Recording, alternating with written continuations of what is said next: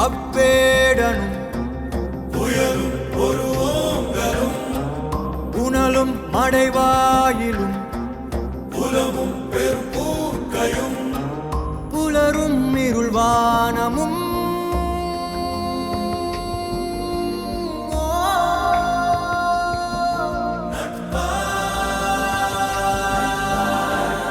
எங்காகிலும் பார்த்தது உண்டோ தீ நீருடன் சேர்ந்தது உண்டோ